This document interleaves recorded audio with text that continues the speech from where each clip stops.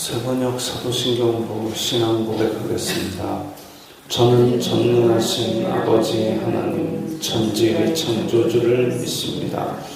저는 그분의 유일하신 아들 우리 주 예수 그리스도를 믿습니다.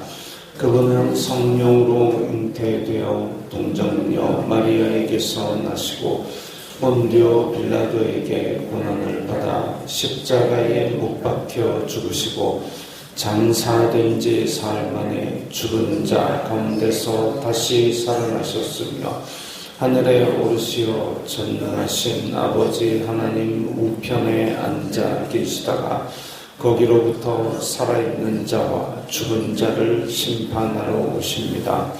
저는 성령을 믿으며 거룩한 공교회와 성도의 교제와 죄를 용서받는 것과 몸의 부활과 영생을 믿습니다. 아멘. 거룩하신 하나님 아버지 감사합니다. 간밤에도 편히 쉬게 해주시고 새벽에 기도하는 자리에 불러주시니 감사합니다. 이 시간 저희들 마음 중심으로 주님을 경외하게 하여 주시옵소서. 예수님 이름으로 기도드리옵나이다. 아멘. 찬송가 546장입니다.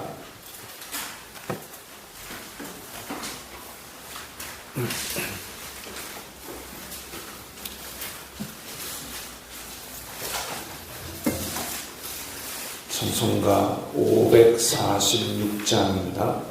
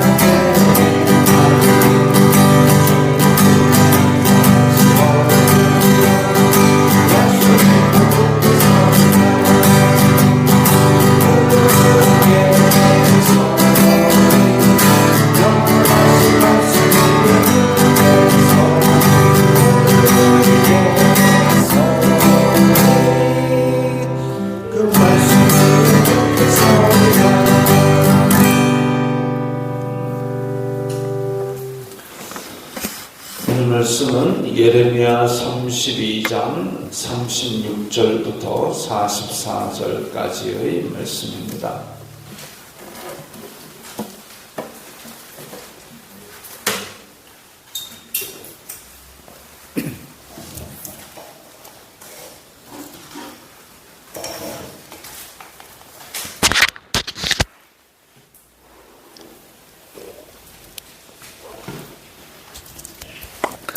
예레미야 32장 36절부터 44절까지의 말씀 함께 읽겠습니다.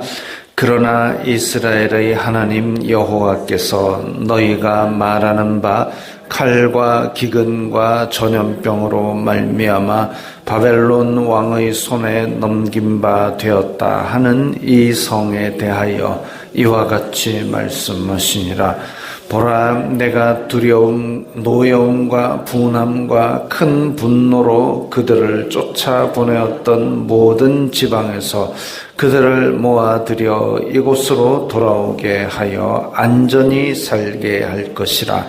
그들은 내 백성이 되겠고 나는 그들의 하나님이 될 것이며 내가 그들에게 한 마음과 한 길을 주어 자기들과 자기 후손의 복을 위하여 항상 나를 경외하게 하고 내가 그들에게 복을 주기 위하여 그들을 떠나지 아니하리라 하는 영원한 언약을 그들에게 세우고 나를 경외함을 그들의 마음에 두어 나를 떠나지 않게 하고 내가 기쁨으로 그들에게 복을 주되 분명히 나의 마음과 정성을 다하여 그들을 이 땅에 심으리라.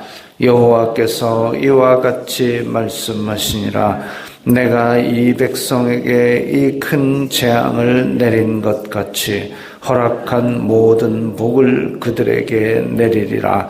너희가 말하기를 황폐하여 사람이나 짐승이 없으며 갈대아인의 손에 넘긴 바 되었다 하는 이 땅에서 사람들이 밭을 사되 베냐민 땅과 예루살렘 사방과 유다 성읍들과 산지의 성읍들과 저지대의 성읍들과 네겝의 성읍들에 있는 밭을 은으로 사고 증서를 기록하여 봉인하고 증인을 세우리니 이는 내가 그들의 포로를 돌아오게 함이니라.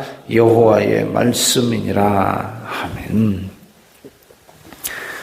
예레미야가 이 땅 망한다, 바벨론이 쳐들어와서 잡아갈 테니까 항복하면 살 것이다, 그렇게 예언을 하니까 이 시드기야 왕이 이 나쁜 놈아 하면서 시위대 뜰에 가두었습니다.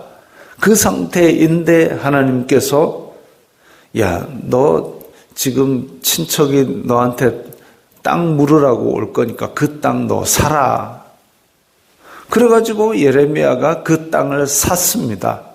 그러면서 하나님께 하나님 이거 곧 망해가지고 이 땅 다 지금 바벨론에 의해서 황폐화될 텐데 이 땅을 왜 저보고 사라 그러십니까? 하니까 하나님께서 말씀하시기를 이 예루살렘은 하나님께 거역한 백성으로 말미암아 벌을 받아서 패망하고 칼과 기근과 전염병을 당하게 되었는데 그 다음에 이제 말씀하시는 것이 오늘 말씀입니다.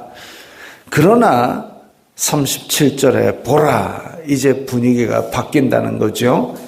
노여움과 분함과 큰 분노로 그들을 쫓아보내었던, 자, 이게 이스라엘 자손들이 힘이 약하거나 하나님의 힘이 약해서 당한 것이 아니라 하나님의 노여움을 일으킬 만한 짓들을 너무 극도로 많이 한 겁니다. 그 정도를 도를 넘어선 거지요. 물통에 물이 가득가득 찰랑찰랑 하다가 완전히 끌어 넘치기까지 한 정도로 하나님의 노여움을 일으키고 분함을 일으키고 큰 분노를 일으켰기 때문에 이런 큰 일이 닥쳐가지고 지금 1차 잡혀가고 2차 잡혀갔는데도 시드기야 왕은 정신 차리지 못하고 있는데, 그래서 마지막으로 다 쓸어갈 것인데, 그런데 쫓아보내었던 모든 지방에서 그들을 모아들여, 사람이 하려고 해도 힘듭니다.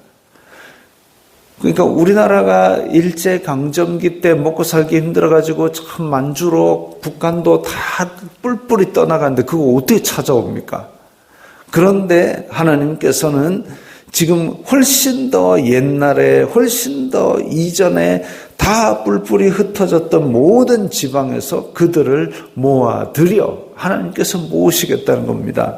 이곳으로 돌아오게 하여, 그래서 하나님의 약속의 땅, 아브라함에게 주셨던, 아브라함과 이삭과 야곱에게 주셨던, 그리고 모세가 꿈꾸었던 이 약속의 땅으로 돌아오게 하여 안전히 살게 할 것이라. 온전한 회복을 말합니다. 돌아와가지고도 맨날 노심초사 누가 쳐들어올까, 누가 밀고 들어올까 고민하는 게 아니라 안전하게 살게 할 것이라. 즉 하나님께서 주신 이 시련은 이스라엘 자손들을 멸절하기 위함이 아니라 그야말로 이 쇠에서 쇠를 용광로에 넣었다 뺐다 물에 담갔다가 망치로 때렸다 하면서 불순물을 짜내듯이 그렇게 불순물을 제거하고 순결한 주님의 백성을 만드는 그 과정임을 알 수가 있습니다. 그들은 내 백성이 되겠고 나는 그들의 하나님이 될 것이며, 자, 이 출애굽할 때 모세에게 주셨던 그 언약을 그대로 똑같이 하고 있습니다. 그러나 새로운 언약이 달라지는 점은 무엇이냐? 39절에 한 마음과 한 길을 주어.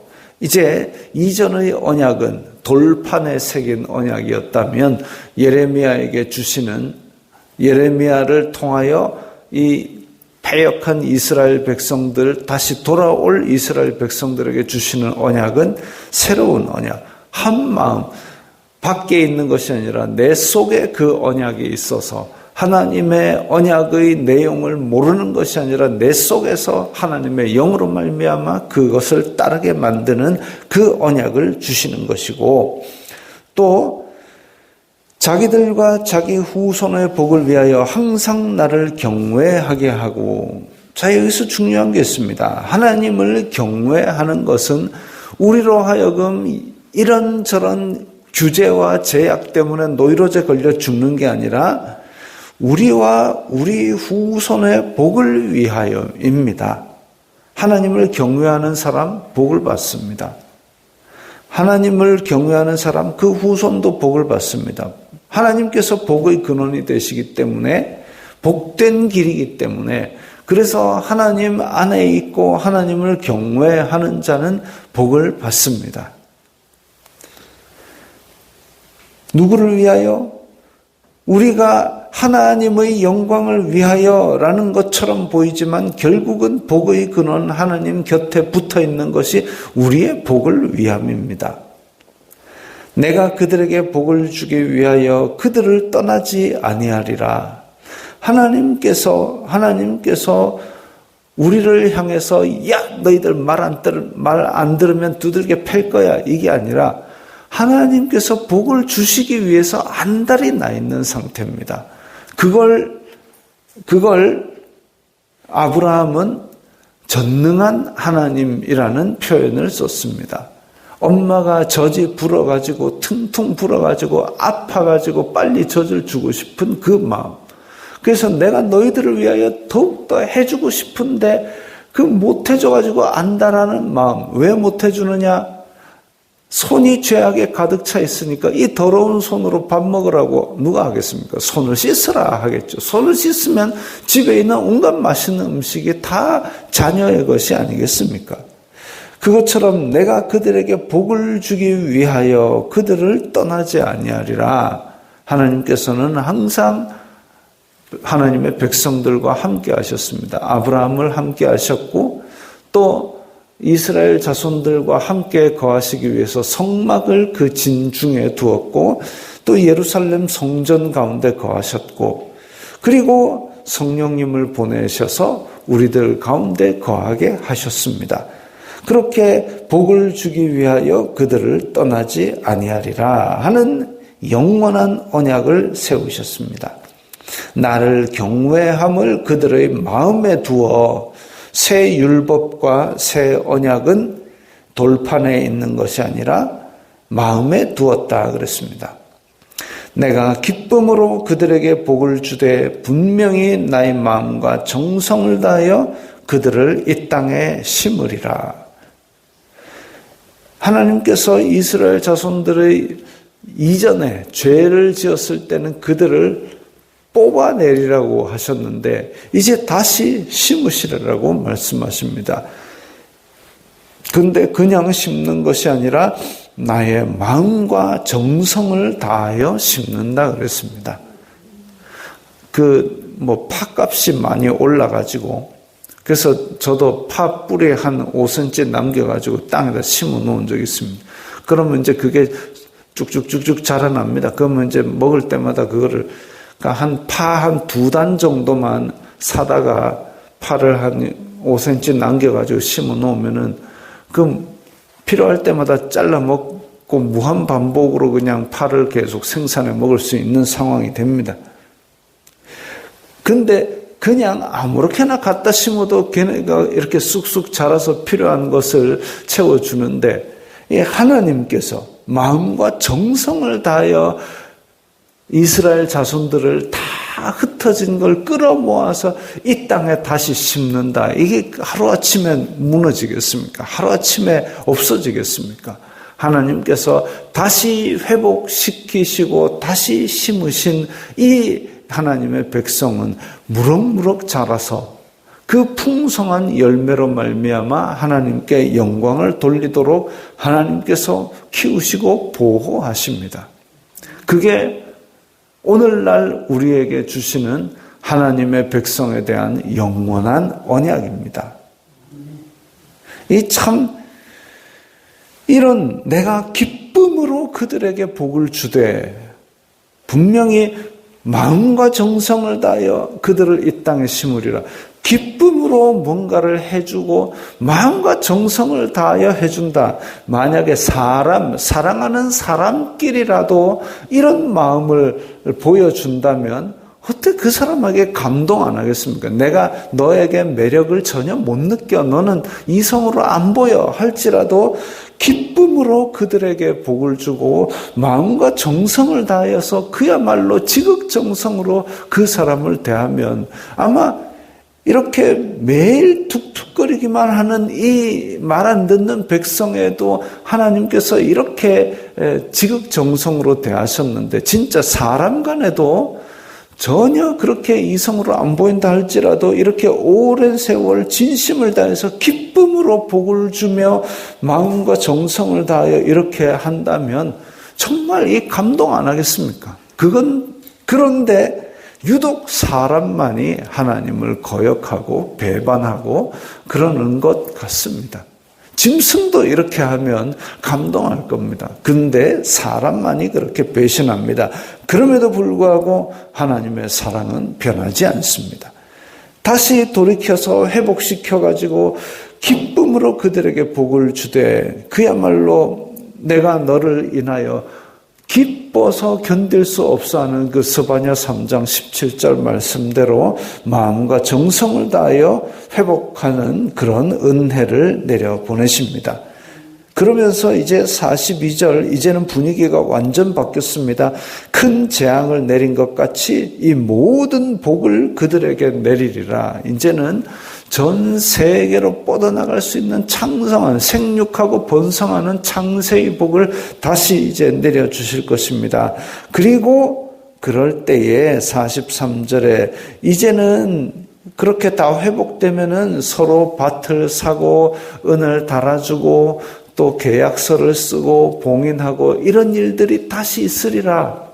예레미야야, 네가 지금 시위대 뜰에 갇혀갖고 그 땅에 씨 하나 못 뿌리겠지? 아니야, 다시 회복하게 되면 내가 복을 엄청 내려줄 것이고 이 땅에 다시 사람들로, 하나님의 백성들로 드글드글하게 될 것이고, 그렇게 되면 지금 산 것처럼 많은 사람들이 땅을 사고 또 문서를 기록하고 그렇게 이전과 같이 회복할 것인데, 그 예표로서 네가 지금 이 땅 무르기를 한 것이야 라고 보여주셨습니다. 내가 괜한 짓을 했나? 내가 지금 갇혀있고 곧 이 땅 다 망할 건데 근데 내가 생돈 들여가지고 저 땅을 사야 돼? 아니요. 하나님께서 이제 이런 것이 온 땅에 가득할 복을 내려주시는 예표로서 주신 것입니다. 우리가 지금 하나님의 백성으로 예수 그리스도를 믿는 믿음으로 사실 우리는 이스라엘이 어디 붙었는지 한 번도 가보지 못했지만 그 땅에서 일어났던 영적인 구원의 복을 지금 우리가 받아 누리지 않습니까? 이제 우리도 하나님의 복의 통로가 되어서 이런 하나님의 지극한 사랑, 기쁨으로 복을 주시고 마음과 정성을 다해 심으시는 그 복을 받은 백성이 되어서 하나님의 복을 이 세상 사람들에게 나누어 주며 하나님께서 이루실 영원한 새 나라, 하나님의 나라, 그것을 우리의 삶으로 보여주는 그런 성도들이 되어야 되겠습니다. 기도하겠습니다. 거룩하신 아버지 하나님 감사합니다. 저희들에게 은혜를 주시기를 기뻐하시고 저희들을 복의 근원 삼으시니 감사합니다. 이 세상에 오늘 하루 사는 동안도 하나님의 복을 이 세상 사람들에게 나누어 줄 수 있는 복의 통로가 되고 복의 근원이 되게 하여 주시옵소서. 예수님 이름으로 기도드리옵나이다. 아멘.